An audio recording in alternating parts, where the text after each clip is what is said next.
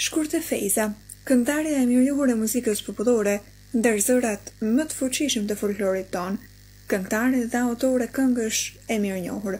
Mësimet fillore i ka marrë në Mushtisht, ato të mesmes në Theran dhe kurset të larta në Prizren dhe Prishtinë.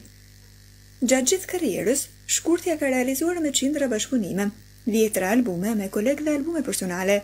Aktualisht jeton dhe vepron në Prishtinë me bashkëshortin Hajrushin, djalin dhe 3 vajzat. Paraqitjet e para në skenë i ka pasur që në fëmijëri në programet e Shkodrës, ku vërejt për herë të parë talenti i saj. Isha vetëm tu i mendu, titullohej kënga e parë kënduar nga ajo.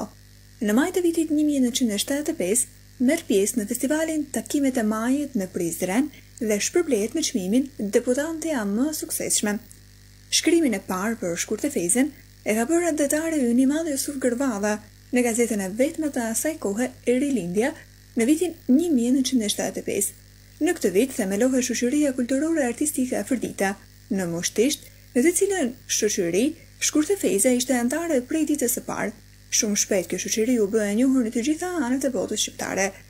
Në vitin 1978 është vit që bëri kthesë në jetën muzikore në Kosovë. Në këtë vit mbahet festivali i Gjirokastrës, në këtë kohë sidomos në qytetet Kosovës, dëgjohej me të madhe muzika serbe.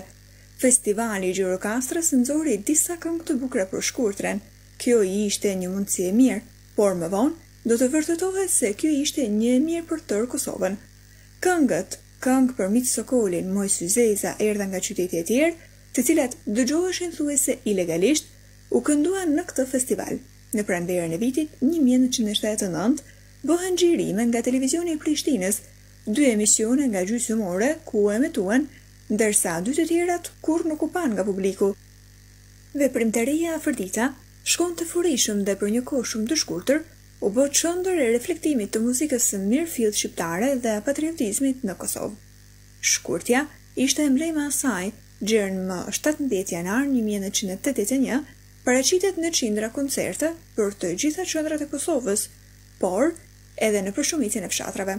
Në vitin 1984, pas shumë peripecive, bën regjistrimin e 4 këngëve me censur. Ishin këto këngët: Qohuni djema shaloni atin, Valizake, O ky vend i bukur me lule plot, Maji i kuqetier. Gjatë këtij viti, kënga O ky vend i bukur me lule plot bëhet hit në valët e Radio Prishtinës. Me votat e dëgjuesve e fiton mikrofonin e art.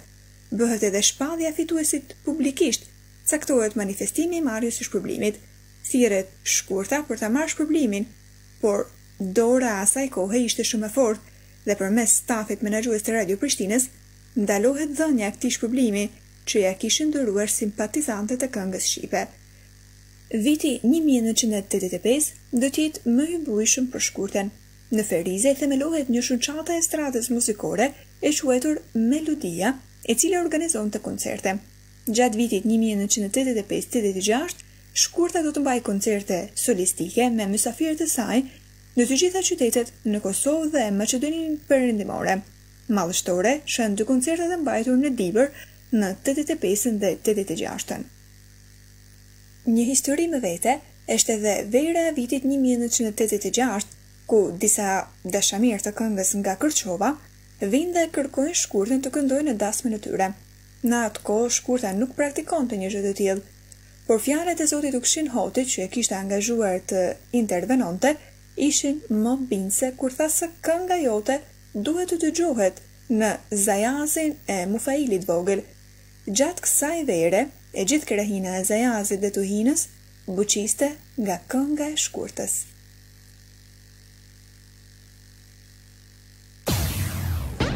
Po dëgjoni kënga juaj në Radio Shkodra. Muner sjell një këndvështrim të ri për himnin shqiptar. Se Zoti vetë tha me gojë që kombet shumë. Në vitin 1987, Shkurtë Fejza publikon albumin Shkej Kosovë që pëlqen za në televizionin e Prishtinës.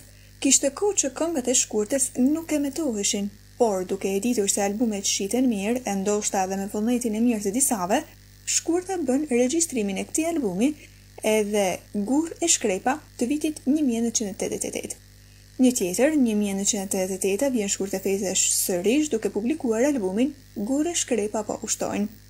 Pastaj, në vitin 1989, ajo publikon albumin Oj Kosovë, oj nëna ime. Në vitin 1990, shkurta publikon albumin Baho nëno, mos ki frik. Në vjeshtin e vitit 1990, shkurta bashkëpunon me një firmë tjetër private të re, por shumë profesionale, dhe fryti këtij bashkëpunimi del në dritë albumi dhe prap hiti mall me të njëjtin emër, pastaj edhe videoprogrami i parë Këngë e Lot. Në vitin 1991, Shkurtë Fejza publikon albumin Për më mëdhenj në bashkëpunim me kompozitorin e njohur nga Trokuja, Kol Susaj. Dhe kështu për shkurtën, fillon një seri albumesh e projekti Shtreja, njëri më i bukur se tjetri, duke lënë mbrejsa në historinë e muzikës shqiptare, por mbi të gjitha ato patriotike. Në vitin 2014, Shkurta mbushi plot 40 vjet karrierë dhe për nder të këtij viti jubilar, më 30 tetor organizoi mbrëmjen gala. Po në këtë datë, presidenti e Kosovës, zonja Atifete Jahjaga, i dhuron medaljen presidenciale të meritave.